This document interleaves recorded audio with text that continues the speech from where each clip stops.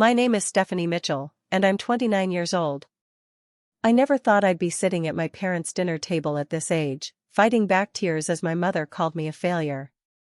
The words stung like ice against my skin, each syllable cutting deeper than the last. For 3 years, I'd been harboring a secret that could change everything, $61,000 worth of mortgage payments that had kept this very roof over their heads. As I sat there, trembling with hurt and anger, I wondered, should I finally tell them the truth? Before I continue my story, let me know where you're watching from in the comments, and don't forget to hit that like and subscribe button if you've ever had to make a difficult choice to help family who didn't appreciate you. I grew up in a modest colonial house in a middle-class neighborhood just outside of Boston. Our family looked picture-perfect from the outside, the kind neighbors would describe as lovely people at community barbecues. My father, Brian, was a dedicated accountant who worked long hours at the same firm for nearly 30 years. He was quiet but kind, the type who would silently slip a $20 bill into my hand before college exams with a whispered "for coffee." My mother, Janice, was another story entirely.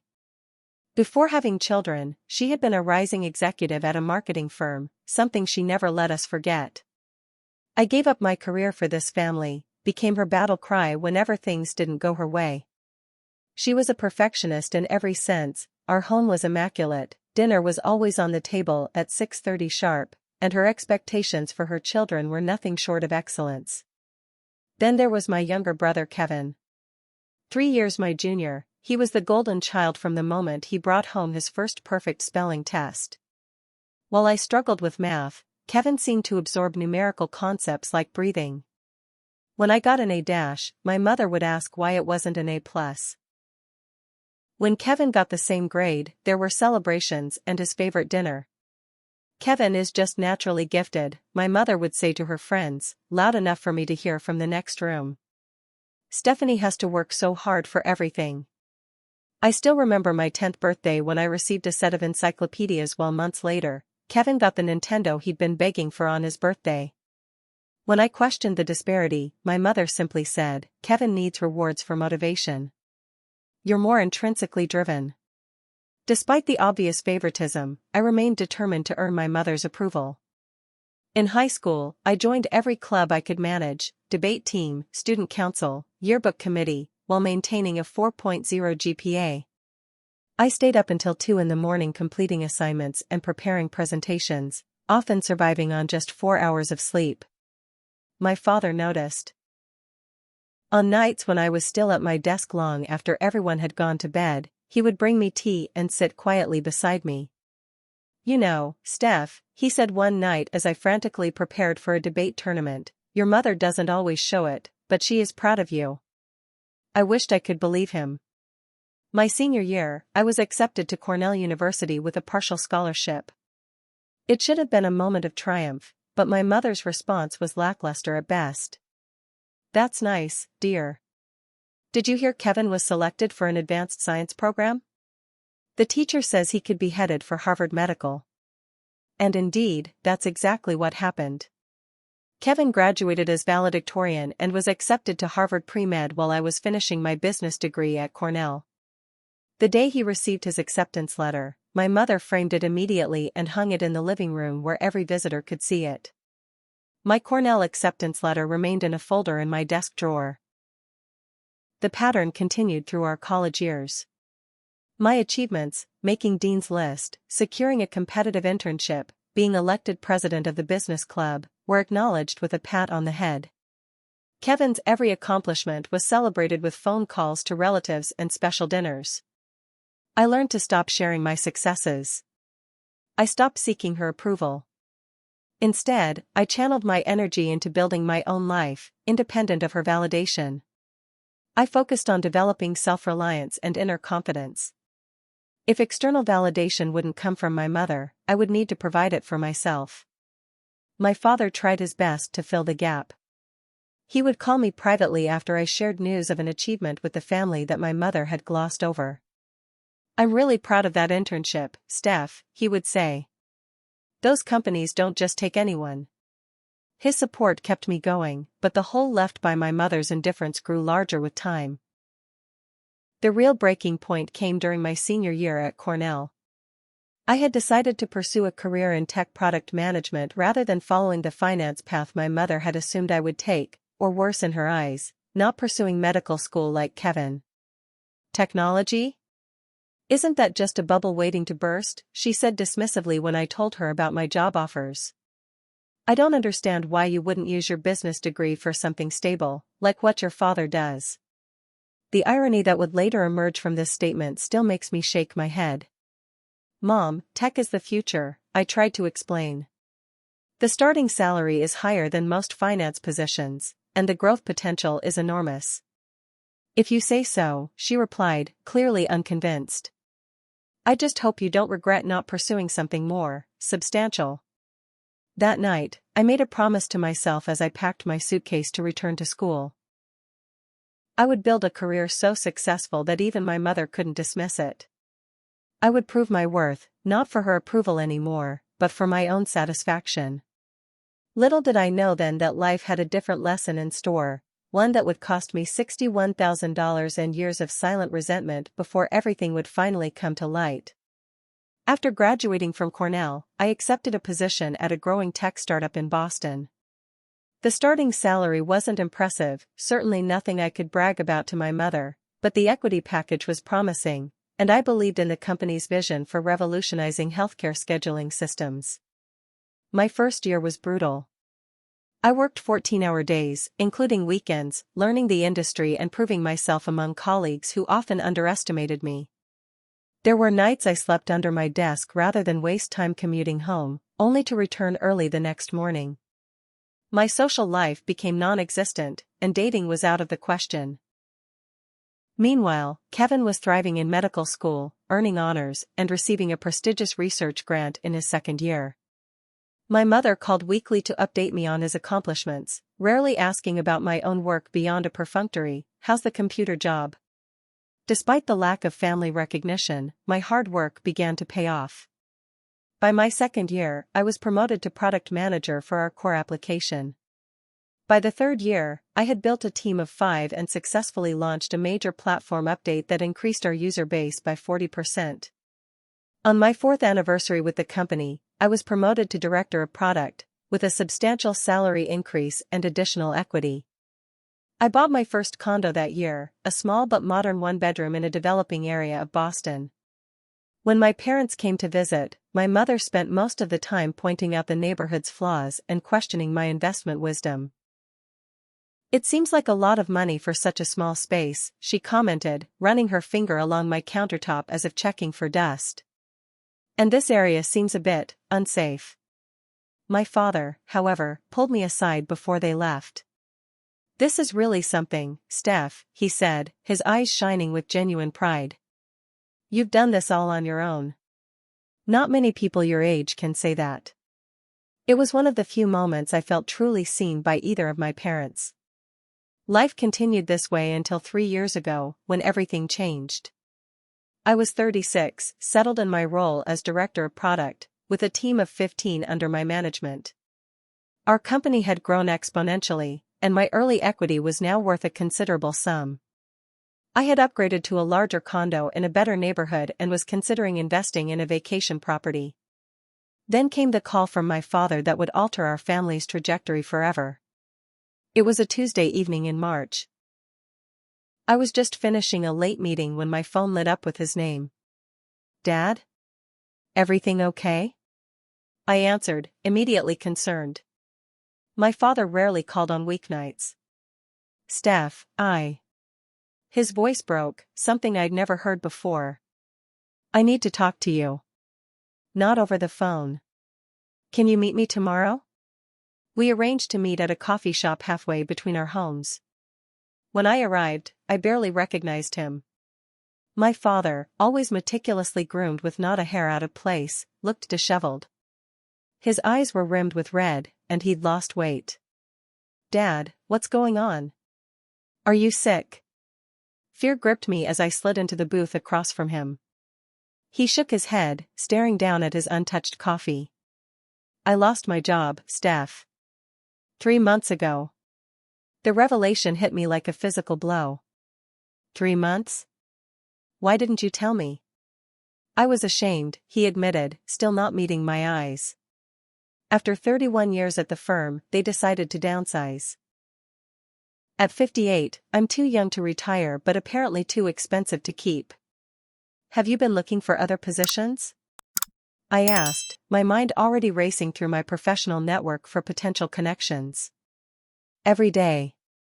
But no one wants to hire an accountant my age when they can get someone fresh out of school for half the salary.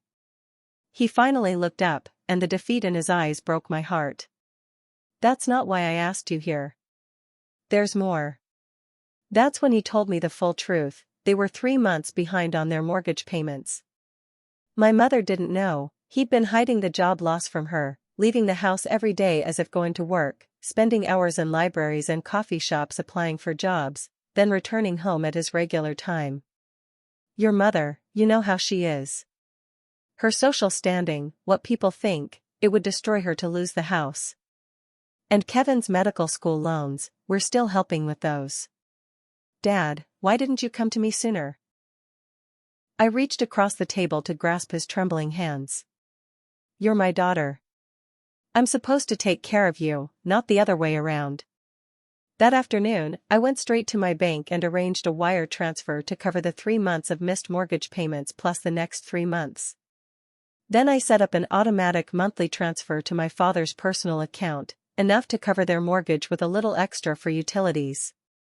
No one can know about this, Steph, my father insisted when I told him what I'd done. Especially not your mother. She can never know I lost the job. What are you telling her about the money? I asked. That business picked up and I got a raise, he replied, the lie clearly paining him. Please, promise me you'll keep this between us. Against my better judgment, I agreed. It seemed simpler than forcing a confrontation that would devastate my mother's pride and expose my father's deception. And so began my secret financial support of my parents. Month after month, year after year, I transferred money while my mother continued to praise Kevin's medical career and dismiss my work in technology. The irony that my unstable bubble of a career was keeping their house from foreclosure wasn't lost on me. By this spring, I had transferred a total of $61,000 to my parents. My father had eventually found part-time accounting work that helped with groceries and other expenses, but it wasn't enough to cover the mortgage on his own. My mother remained blissfully unaware, continuing her social activities and regular hair appointments as if nothing had changed. The arrangement wore on me. Each family dinner became more difficult to endure as my mother's dismissal of my career contrasted sharply with my knowledge of how dependent they were on my computer job income. I began to dread the monthly gatherings, making excuses when I could, but my father's pleading looks kept me coming back. The resentment grew like a slow poison in my veins. I loved my parents, both of them, but the deception and continued lack of respect was taking its toll. Something would have to give eventually. I just never expected it would happen the way it did. May 15th. I'll never forget that date. It was a warm Sunday evening, the kind that hints at summer's approach. I arrived at my parents' house for our monthly family dinner carrying a bottle of wine and the weight of 3 years' secret financial support on my shoulders. The house looked the same as always, immaculate lawn, fresh flowers in the entryway, the scent of my mother's signature pot roast filling the air. Anyone walking in would have no idea that this domestic perfection was balanced on a precarious financial foundation that I was silently maintaining. Kevin had arrived before me, his BMW parked in the driveway next to my mother's Lexus. My father's old Volvo was in the garage. He'd kept it even after losing his job, unable to part with this last symbol of his former stability. There she is, my mother called as I entered the kitchen. She was arranging a salad, every ingredient precisely placed. We were beginning to think you weren't coming. Traffic, I mumbled, though I'd actually sat in my car for 15 minutes, steeling myself for the evening ahead. My father emerged from his study, his smile not quite reaching his eyes. He hugged me tightly, whispering, "Thanks for coming," in my ear. Kevin was on the couch, scrolling through his phone. At 36, he had grown into a handsome man with our father's height and our mother's confident bearing. He looked up briefly, nodding in my direction. Hey, sis. Good to see you. Our relationship had cooled over the years, not from any particular conflict, but from the slow erosion caused by our mother's constant comparisons. It wasn't Kevin's fault, I knew that intellectually, but emotionally was another matter. Dinner began pleasantly enough. We discussed neutral topics, the weather, a new restaurant in town, an upcoming community event. I was beginning to think we might make it through the evening without incident when Kevin cleared his throat. So, I have some news, he announced, setting down his fork. I've been offered the position of chief resident at Massachusetts General. My mother's reaction was immediate and exuberant. She clasped her hands to her chest, eyes shining with pride. Chief resident. Oh, Kevin, that's wonderful. Isn't that a rare honor for someone your age? Kevin nodded, attempting modesty but clearly pleased. It's usually given to someone with more experience, but my research publication on cardiac regeneration seems to have impressed the board. We should celebrate, my mother declared. Brian, open that special bottle of champagne we've been saving. My father glanced at me briefly before rising to fetch the champagne, a bottle I had actually gifted them last Christmas, though my mother seemed to have forgotten that detail. As my father poured the bubbly liquid into flutes, I decided to share my own news. I actually have some exciting news too, I said, accepting a glass. I've been promoted to vice president of product strategy at the company. There was a moment of silence before my mother responded, "Oh, that's nice, dear." Her tone was the same one she might use to acknowledge a child's crayon drawing, polite but unimpressed. It's a significant promotion, I continued, trying to keep the defensiveness from my voice. I'll be overseeing our global product roadmap and managing a budget of over $50 million. My mother hummed, turning back to Kevin. So will you have more or fewer hours with this new position? I worry about you overworking yourself. The familiar sting of dismissal burned in my chest, but I pushed it down. This was nothing new. I caught my father's apologetic glance and gave him a small shake of my head. It wasn't his fault. Kevin, to his credit, attempted to redirect the conversation. Steph's promotion sounds impressive. What exactly will you be doing in this new role? Before I could answer, my mother interjected, "It's something with computers, isn't it? I never did understand why you chose that field. All that time staring at screens can't be good for you." Technology is actually a very stable and lucrative industry, Mom, I said, gripping my fork more tightly than necessary. Well, it's not saving lives, is it? She replied with a light laugh, as if she'd made a harmless joke rather than dismissing my entire career. Kevin will be making real differences in people's lives. That's something to be truly proud of. I saw my father tense, his eyes fixed on his plate. Kevin shifted uncomfortably in his seat. My work improves healthcare access for millions of patients, I said quietly. Our scheduling system has reduced wait times for critical care by 40% in hospitals that use it. My mother waved her hand dismissively. Yes, I'm sure it's all very technical and important in its way. But it's not quite the same as what Kevin does, is it? The room felt suddenly too warm, too small. 3 years of silent support, of swallowing my pride, of watching my bank account drain while my contributions remained unacknowledged, it all bubbled dangerously close to the surface. Mom, Kevin started, apparently sensing the tension, Steph's work is actually really significant in the healthcare space. Oh, I know you're trying to be nice to your sister, my mother interrupted, patting his hand. That's why you've always been so thoughtful.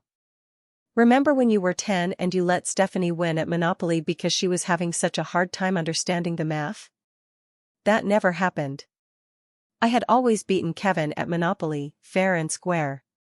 The casual rewriting of history was just another small erosion of my reality in this house. I set down my knife and fork, appetite gone. I should probably head out soon. I have an early meeting tomorrow. But you barely touched your food, my father protested weakly. I'm not really hungry anymore. My mother sighed dramatically. You always were the sensitive one. Kevin can take constructive feedback without getting upset. That wasn't constructive feedback, Mom. That was you dismissing my entire career and life choices. Again. The words escaped before I could stop them, hanging in the air like a thundercloud. My mother's expression hardened. I don't know why you're being so dramatic. I simply pointed out that medicine is a more noble profession than playing with computers all day. Janice, my father warned, his voice uncharacteristically sharp. But my mother was on a roll now, years of thinly veiled disappointment finally breaking through the surface. I just don't understand why you couldn't be more like your brother, she said, shaking her head. He focused, worked hard, chose a respectable profession. Sometimes I feel like you're just a failure. The word landed like a physical blow. Failure. After everything I'd achieved. After everything I'd sacrificed. After the $61,000 I'd paid to keep this very roof over her head. The table fell silent. Kevin stared at his plate, my father's face had gone pale, and my mother sat there, chin raised slightly, as if daring me to challenge her assessment. In that moment, something inside me broke. Or perhaps it finally healed. The decision I'd been wrestling with for months suddenly became crystal clear. It was time for the truth. A failure, I repeated, my voice eerily calm despite the storm raging inside me. My hands were shaking, but I kept them flat on the table, anchoring myself to the moment that was about to change everything. Is that really what you think of me, Mom? My mother must have sensed something different in my tone because her expression shifted slightly from righteous indignation to uncertainty. Well, perhaps failure is a strong word, she backpedaled, but you must admit your choices haven't been as ambitious as Kevin's. I nodded slowly, a strange calm settling over me. I reached for my purse hanging on the back of my chair and pulled out a folder I'd been carrying for weeks, waiting for the right moment, or perhaps the wrong one. Let me tell you about some of my choices, Mom. I opened the folder and slid out a stack of bank statements, placing them neatly on the table between us. What's this? She asked, not reaching for the papers. These are records of transfers I've been making to Dad's account for the past 3 years. I kept my voice steady, meeting her confused gaze. $61,000 in total. My mother's face went blank. I don't understand. Dad lost his job 3 years ago, I said simply. The company downsized, and at 58, he had trouble finding new employment. My mother's head snapped toward my father, her eyes wide with shock. Brian? Is this true? My father's face had gone ashen. He opened his mouth but no words came out. He was too ashamed to tell you, I continued, and too worried about how you'd react. You were still making payments on Kevin's medical school loans. You were 3 months behind on the mortgage when Dad finally told me what was happening. Kevin was staring at the bank statements, his medical training apparently forgotten as he struggled to process what he was hearing. So for the past 3 years, I went on, I've been paying your mortgage. Every month. From my VP salary at the technology company that you think is just playing with computers. The same career you've dismissed at every family dinner since I graduated from college. My mother's hand flew to her throat, her eyes darting between me and my father. Brian, tell me this isn't true. My father finally found his voice, though it was barely above a whisper. I'm sorry, Janice. I didn't know how to tell you. The shame. After all those years. You've been lying to me for 3 years? Her voice rose sharply. We both have, I said, drawing her attention back to me. Dad by omission, me by actively hiding the financial support. Every month when you praised Kevin's medical career and dismissed my work, I transferred money to keep this house from foreclosure. Kevin leaned forward, his expression stunned. Steph, I had no idea. Why would you? I replied without bitterness. You were busy becoming a doctor, just like Mom always wanted. That was your role in this family. Mine was apparently to be the disappointment, regardless of what I actually accomplished. My mother was shaking her head, as if the physical motion could deny the reality in front of her. I don't understand why you wouldn't tell me, she said to my father. We're partners. We could have faced this together. My father's laugh was hollow. Faced it together? Janice, you've spent the last 20 years making it clear that status and appearances are everything to you. How could I tell you I'd lost everything I'd worked for? That I couldn't provide for my family anymore? So you let our daughter bear that burden instead, she shot back, anger replacing shock. I interjected. Dad didn't ask. I saw what was happening and I stepped in. Because that's what family does, they help each other without keeping score. I stood up, gathering the bank statements back into the folder. What hurts isn't that I helped. I'd do it again in a heartbeat.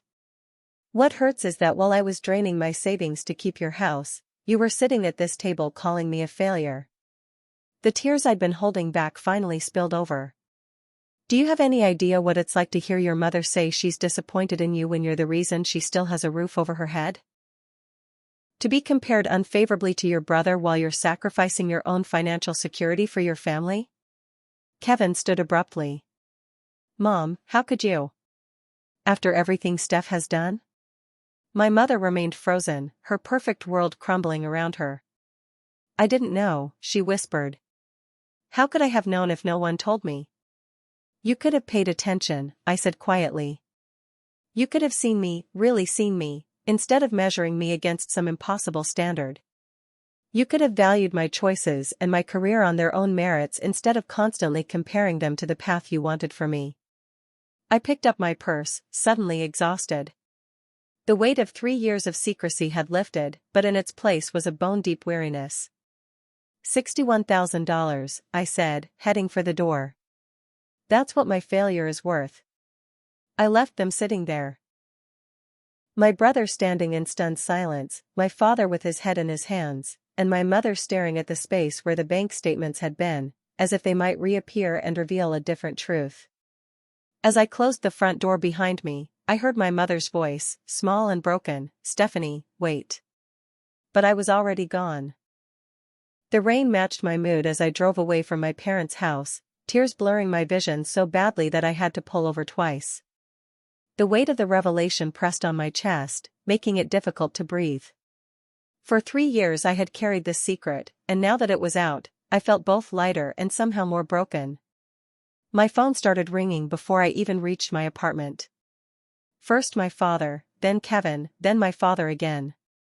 I silenced it each time, unable to form words through the tangle of emotions constricting my throat.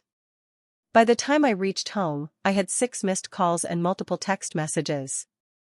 From Dad, "Please call me. I'm so sorry." From Kevin, "Steph, I had no idea. Can we talk?" From Dad again, "Your mother is upset. Please let us explain." I turned off my phone, kicked off my shoes, and collapsed onto my couch. The sobs came then, deep and guttural, years of suppressed hurt breaking free at once. I cried for the little girl who had never felt good enough, for the young woman who had worked twice as hard for half the recognition, and for the adult who had sacrificed her own financial security for parents who couldn't see her worth. I called in sick to work the next day, something I'd done perhaps 3 times in my entire career. I stayed in bed, alternating between numbness and waves of grief that left me gasping. My phone remained off. By Wednesday, professional responsibility forced me to turn my phone back on and return to the office. 14 missed calls, 23 text messages, and 2 voicemails awaited me. I ignored them all and threw myself into work with a vengeance, staying late into the evening to avoid the empty silence of my apartment and the thoughts that would inevitably fill it. On Thursday night, a knock at my door startled me from a restless doze on the couch. I approached cautiously, peering through the peephole to find Ashley, my best friend since college, standing in the hallway with a concerned expression and a bottle of wine. "Your brother called me," she explained when I opened the door. "He found my number in your emergency contact information from that half-marathon we ran last year." I sighed, stepping back to let her in. "I'm sorry he dragged you into this." "Are you kidding?" Ashley set the wine on my kitchen counter and pulled me into a tight hug. I'm sorry, I didn't know what you've been going through. 3 years, Steph? Why didn't you tell me? The simple act of kindness nearly undid me. I'd been so focused on appearing strong, on never showing vulnerability, that I'd isolated myself even from my closest friend. Over glasses of wine, I told Ashley everything, the childhood of constant comparison, the secret financial arrangement, and finally, the explosive dinner revelation. Your mother actually called you a failure? Ashley shook her head in disbelief. After everything you've accomplished? After everything you've done for them? She didn't know about the money, I said, surprising myself by defending my mother. That's not the point, Ashley insisted. Even without knowing about the financial support, calling your successful, brilliant daughter a failure is inexcusable. I stared into my wine glass. I think part of me has been waiting my whole life for her to say those words out loud. She's implied it so many times, but actually hearing it, it was almost a relief. At least now I know exactly where I stand. And where do you go from here? Ashley asked gently. I have no idea, I admitted. I can't imagine just going back to normal family dinners, but I also can't imagine cutting them off completely. Maybe you don't have to decide right now, she suggested. Give yourself some space to process everything. After Ashley left, I felt marginally better. Enough to finally listen to the voicemails waiting on my phone. The first was from my father, his voice thick with emotion. Stephanie, please call me. I'm so sorry for everything. Your mother didn't know, I swear she didn't know. Please give us a chance to make this right. The second was from Kevin, surprising me with its intensity. Steph, it's Kevin. I don't even know what to say except I'm sorry. I had no idea what was happening, or what you've been doing for Mom and Dad. Please call me. I really need to talk to you. I deleted both messages without responding. I wasn't ready. The weekend passed in a blur of mindless television and takeout food. By Monday morning, I had 29 missed calls, but I returned to work with a mask of professionalism firmly in place. My team noticed my subdued demeanor but respectfully kept their distance. On Wednesday evening, 10 days after the fateful dinner, my doorbell rang again. This time, it was Kevin standing in my hallway, still wearing scrubs and looking exhausted. I'm not leaving until you talk to me, he said simply. I considered closing the door in his face, but something in his expression, a vulnerability I'd rarely seen in my confident younger brother, stopped me. I stepped aside to let him in. Kevin stood awkwardly in my living room, suddenly seeming unsure despite his earlier determination. I've been trying to reach you for over a week, he began. I know. I wasn't ready to talk. Are you ready now? He asked quietly. I shrugged, gesturing for him to sit down. I'm letting you in, aren't I? He perched on the edge of my couch, leaning forward with his elbows on his knees. I had no idea, Steph. About Dad losing his job, about the mortgage payments, about any of it. I know you didn't, I said, sitting across from him. That wasn't your fault. But I should have seen something, he insisted. I'm supposed to be observant. It's literally part of my job. How did I miss something this huge happening in our family? We all see what we're prepared to see, I replied. And Dad and I worked hard to keep it hidden. Kevin ran a hand through his hair, a gesture so reminiscent of our father that it made my chest ache. They're a mess, you know. Both of them. I can imagine. No, I don't think you can, he said, meeting my eyes directly. They've been fighting constantly. Mom is devastated that Dad kept this from her. Dad is angry that Mom's behavior made him feel he couldn't tell her the truth. It's like 30 years of unspoken issues have suddenly exploded to the surface. A small, petty part of me felt satisfaction at this news, but it was quickly overwhelmed by sadness. Despite everything, I loved my parents and hated to think of them in pain. Mom had no idea about the financial situation, Kevin continued. None. Dad told her he got a raise when the company restructured. She's been operating on completely false information for 3 years. That doesn't excuse how she's treated me my entire life, I said, a defensive edge creeping into my voice. No, it doesn't, Kevin agreed, surprising me. And I owe you an apology for that too. I benefited from her favoritism my whole life, and I never stood up for you the way I should have. His admission stunned me into silence. Do you know what the worst part is? He continued. I've been miserable trying to live up to her expectations. The pressure to be perfect, to never make a mistake, to be the golden child, it's exhausting. I chose medicine partly because I knew it would make her happy, not because it was my passion. You seem to love being a doctor, I said, confused. I do now, he clarified. I've grown to love it. But my first love was always marine biology. I wanted to study ocean ecosystems, maybe work in conservation. But Mom made it clear that wasn't a real science career. This revelation hit me like a physical blow. All these years, I'd assumed Kevin was living his dream while I struggled for approval. The idea that he too had compromised himself to please our mother rewrote part of our shared history. Why didn't you ever tell me? I asked. The same reason you didn't tell me about supporting them financially, he said with a sad smile. Family dynamics are complicated, and it was easier to play the role assigned to me than to fight it. We sat in silence for a moment, two adults reckoning with the complex legacy of our upbringing. They want to see you, Kevin finally said. Both of them. To apologize and explain. I stiffened. I'm not ready for that. I understand, he nodded. But when you are ready, I think you should hear them out. Especially Mom. She didn't know about the money, Steph. It's not about the money, I said, my voice cracking slightly. It's about never being enough. Never being seen for who I am, only measured against some impossible standard.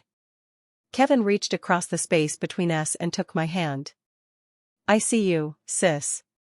I always have, even when I was too caught up in my own stuff to show it. You're the strongest person I know, and I'm so sorry I took that for granted.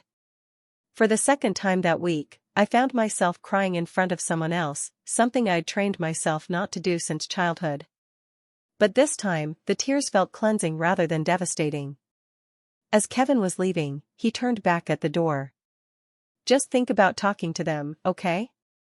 Not for their sake, but for yours. You deserve answers, and they're finally ready to give them.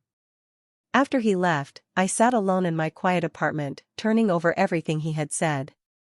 The revelation that my mother truly hadn't known about their financial situation didn't erase years of dismissal and comparison, but it did add a new dimension to consider. For the first time, I allowed myself to wonder, what else might I not know about my mother's story? A week after Kevin's visit, I finally agreed to meet with my parents. I chose neutral territory, my apartment, where I could control the environment and leave if things became too overwhelming. I also set a clear time limit of 2 hours. Boundaries, my therapist had emphasized during our emergency session earlier that week, were essential for this conversation. They arrived exactly on time, my father looking thinner than I remembered and my mother uncharacteristically subdued. Her usually impeccable appearance was noticeably less polished, her hair simply pulled back rather than professionally styled, her outfit practical rather than fashionable. Thank you for seeing us, my father said as they stood awkwardly in my entryway. Neither moved to hug me, sensing my need for physical space. Kevin thought it was important, I replied, gesturing toward my living room. Please, sit down. The silence stretched uncomfortably as they settled on my couch and I took the armchair opposite them. For people who had known each other all my life, we suddenly seemed like strangers. My mother was the first to break the silence, her voice smaller than I'd ever heard it. Stephanie, I owe you an apology that I'm not sure I even know how to give. I remained silent, waiting. I had no idea about your father's job or the financial situation, she continued. That doesn't excuse my behavior toward you, but I need you to know I wasn't knowingly dismissing your support. I believe you, I said simply. Kevin explained. Relief flickered across her face before shame replaced it. Even without knowing about the money, the things I said to you, have been saying to you for years, were inexcusable. I've been a terrible mother to you. The blunt admission startled me. In all my imagined versions of this conversation, I had never pictured my proud mother acknowledging her failures so directly. Why? The question escaped before I could stop it, the question that had haunted me since childhood. Why was I never enough for you? My mother's eyes filled with tears. Oh, Stephanie. It was never that you weren't enough. It was that you were too much like me. What are you talking about? We're nothing alike. We're exactly alike, she insisted. Determined, independent, unwilling to be limited by others' expectations.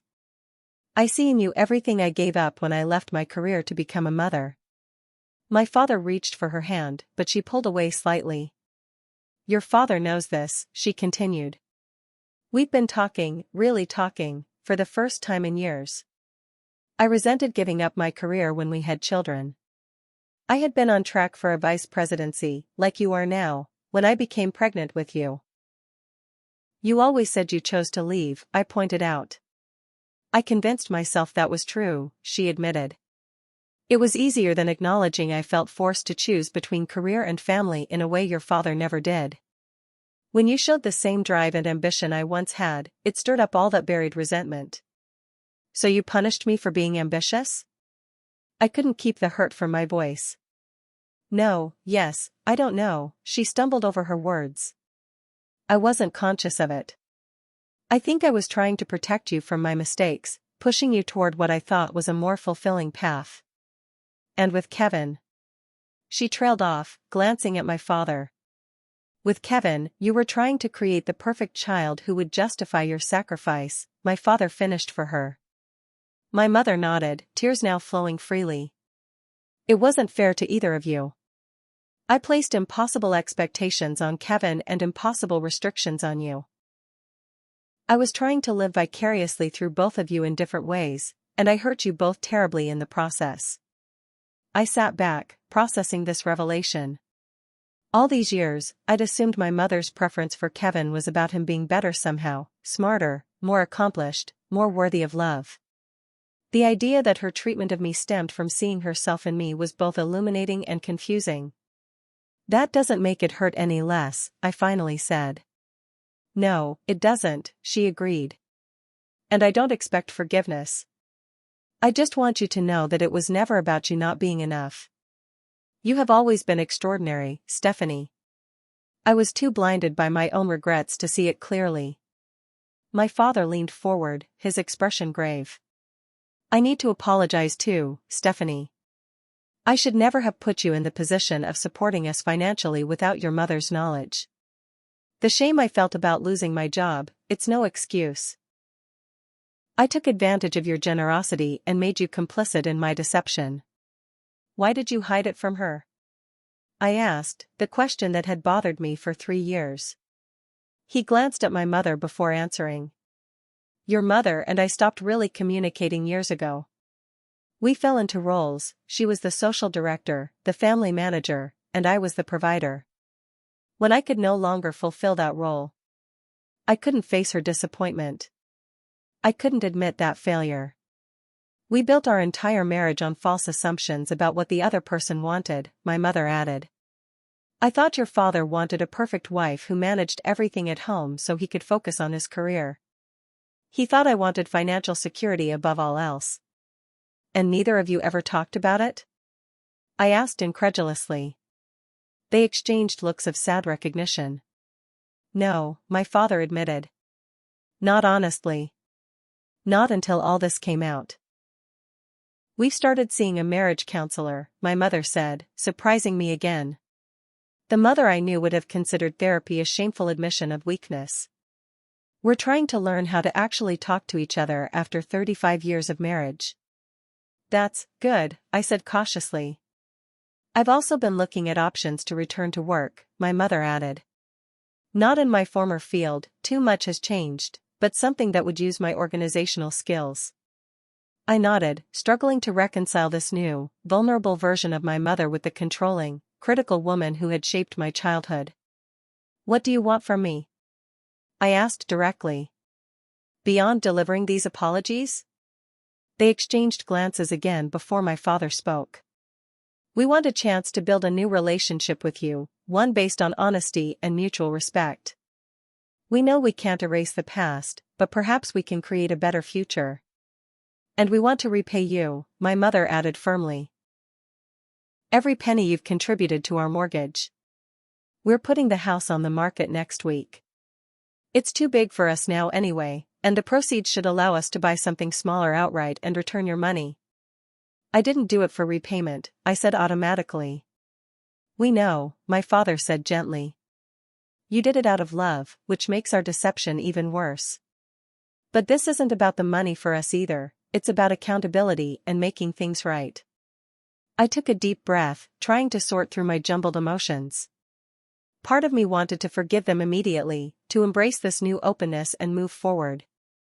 Another part remained wary, uncertain if such fundamental patterns could truly change. I need time, I finally said. I can't just flip a switch and forget everything that's happened. And I need clear boundaries going forward. Of course, my mother nodded quickly. Whatever you need. No more comments about my career choices, I stated firmly. No more comparing me to Kevin or anyone else. And complete honesty, even when it's uncomfortable. Agreed, they said in unison. And I need you both to understand that trust has been broken here. It will take time to rebuild it, if that's even possible. We understand, my father said solemnly.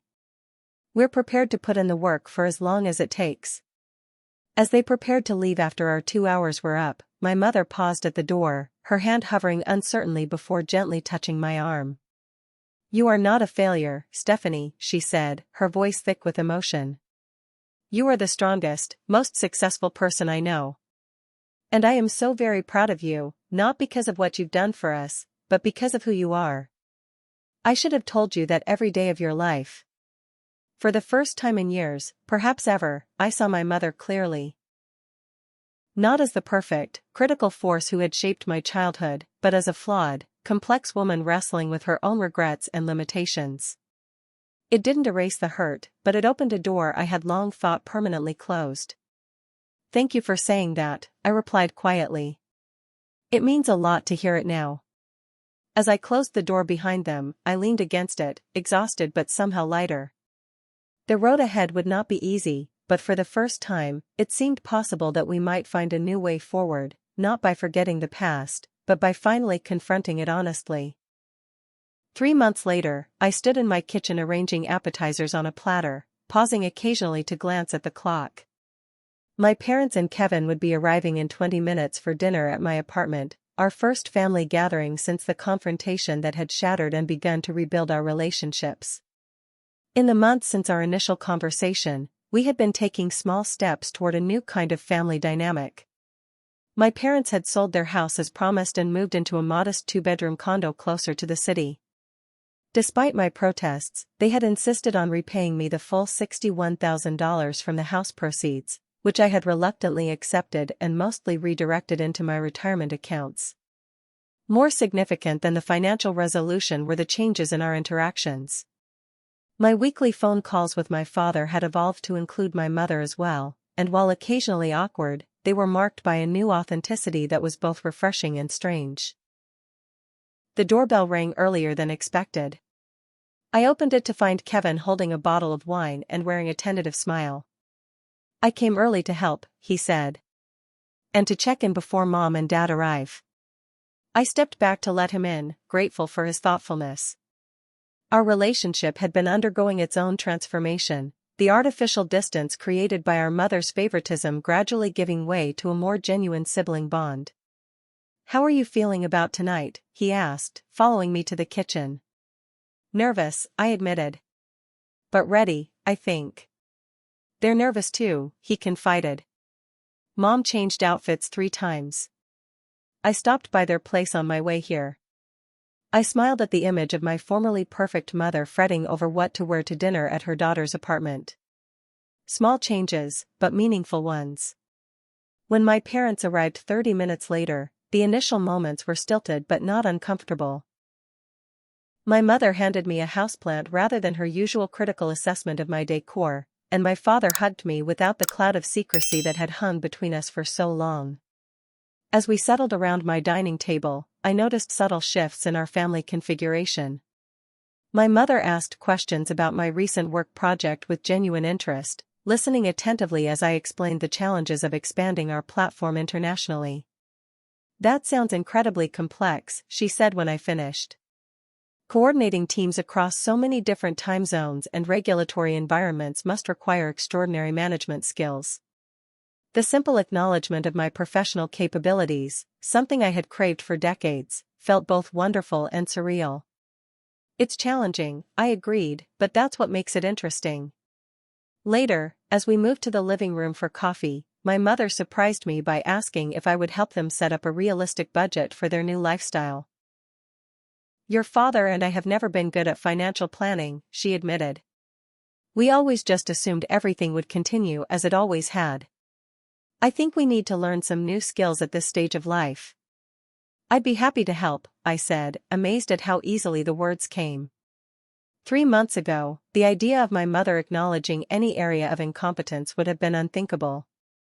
As the evening progressed, we navigated around occasional awkward moments and old patterns that threatened to resurface.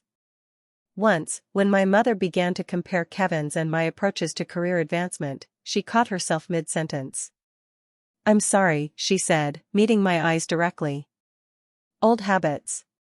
What I meant to say was that you both have found paths that work for your different strengths." The acknowledgement of her slip and the correction meant more than perfect behavior would have. She was trying, really trying, to change patterns established over decades. Kevin, too, seemed to be finding a new place in our family dynamic. He spoke openly about the pressures he felt at work and his uncertainty about whether to pursue the department head position that had recently opened up. "It would mean more administrative work and less patient care," he explained. "I'm not sure that's what I want, even though it would be a significant promotion." "Then don't do it," my mother said simply, surprising all of us. "Life is too short to spend it meeting others' expectations instead of your own." My father, Kevin, and I exchanged glances, momentarily speechless at hearing these words from the woman who had spent decades enforcing her expectations on all of us. "What?" she asked, noticing our reaction. "I've learned some things these past few months." Later, as my parents prepared to leave, my father pulled me aside. "I wanted you to know," he said quietly, "that I found a full-time position with a small accounting firm. It's not the prestige or salary I had before, but it's honest work with people who value my experience." "That's wonderful, Dad," I said, genuinely happy for him. "Are you enjoying it?" "More than I expected," he admitted. "There's a freedom in starting over without pretense. I don't have to pretend to be more successful or important than I am." As they gathered their things, my mother hesitated by the door, then pulled me into an unexpected hug. "I'm so proud of you," she whispered. "Not because of what you've achieved, but because of who you are, your strength, your compassion, even when we didn't deserve it." I hugged her back, feeling the fragile new connection between us strengthening slightly with the honest exchange. After they left, Kevin helped me clean up, the comfortable silence between us a testament to our evolving relationship. "They're really trying," he commented as he dried the last wineglass. "Yes, they are," I agreed. "It's still strange sometimes." "Do you think you'll ever fully trust them again?" he asked carefully. I considered the question seriously. "I don't know. I think trust is something that has to be rebuilt over time. But I'm open to the possibility now, which is more than I could have said 3 months ago." "For what it's worth," Kevin said, putting away the glass, "I'm grateful for everything that happened, despite how painful it was. I feel like I finally have a real relationship with my sister, not one filtered through Mom's comparisons." I smiled, recognizing the truth in his words. "Me too." After Kevin left, I sat alone in my quiet apartment, reflecting on the journey of the past few months. The revelation at that fateful dinner had been devastating in the moment, but it had ultimately cracked open a family system that had been dysfunctional for decades. I had learned that sometimes the most painful moments can lead to the most necessary growth.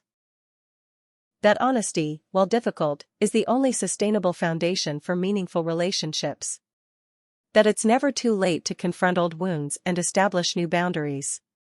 Most importantly, I had learned that true success isn't measured by comparison to others or by external validation, but by living authentically and with integrity, even when that means making difficult choices or revealing uncomfortable truths. As I turned out the lights, I felt a sense of peace that had eluded me for years. The path forward with my family would not be perfect or easy, but it would be real, and after a lifetime of performances and pretense, real felt like an achievement worth celebrating. What about you? Have you ever had to reveal a difficult truth to family members who couldn't see your value? How did you handle it, and did it change your relationships? Share your experiences in the comments below, and don't forget to like, subscribe, and share this video if my story resonated with you. Remember, sometimes the hardest conversations lead to the most meaningful healing. Thank you for listening to my story, and I hope it helps you navigate your own family dynamics with courage and compassion.